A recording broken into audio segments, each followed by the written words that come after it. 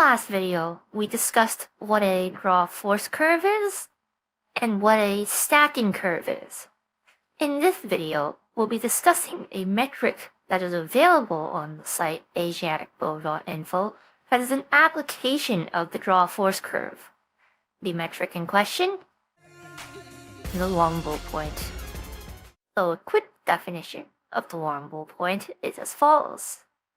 A point where a theoretical longbow could surpass the bow's total energy. It's easier to explain graphically. First, let's make an assumption. Theoretical longbow's draw force curve is just a straight line between 2 points. This means that we can construct a theoretical longbow on any draw force curve. If we were to take the first point on a draw force curve, i.e. the brace height, and we were to connect it to any arbitrary point along the draw force curve, say at 30 inches, then we could draw a straight line between these 2 points, connecting them, constructing a theoretical longbow. A theoretical longbow has a theoretical amount of energy associated with it, which we can show here as being the area underneath this gray line, shown in pink, magenta, whatever.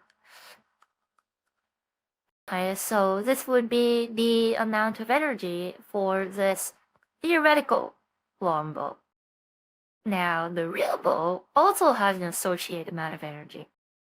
That associated amount of energy would be this light blue.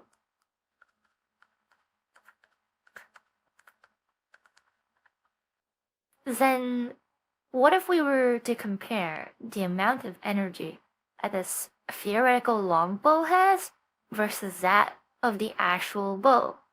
We can do this directly by subtracting the energy available to the theoretical longbow in blue from the energy available to the actual bow in magenta. This gives us a number. If this number drops below 0, then that means that within the region between the brace height and this arbitrary point, call it B, the theoretical longbow has more energy stored within it than the real bow. Early on in the draw, the real bow will have a pretty big advantage due to the big hump in the preload region.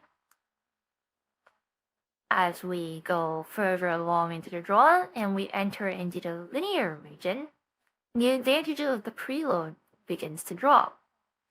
Eventually, we hit the stacking region. And this is where it gets interesting, as the draw force curve becomes concave up.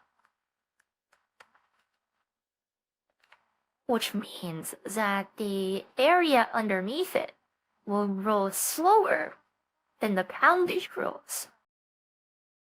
At some point, the energy growth will be significantly outpaced by the poundage growth. And then we'll find that the theoretical longbow's energy growth will far exceed that of the real bow's energy growth. And if such a point exists along the measured draw force curve of the bow, then we say that the bow has a longbow point at that point. So what does this actually mean? Essentially, it's a measure of, does this bow gain anything over a longbow? A recurve bow is a more complex bow to make than a longbow, and a justification often given for that extra complication is that it stores more energy than a longbow within a smaller package. This metric can be used to dispute that.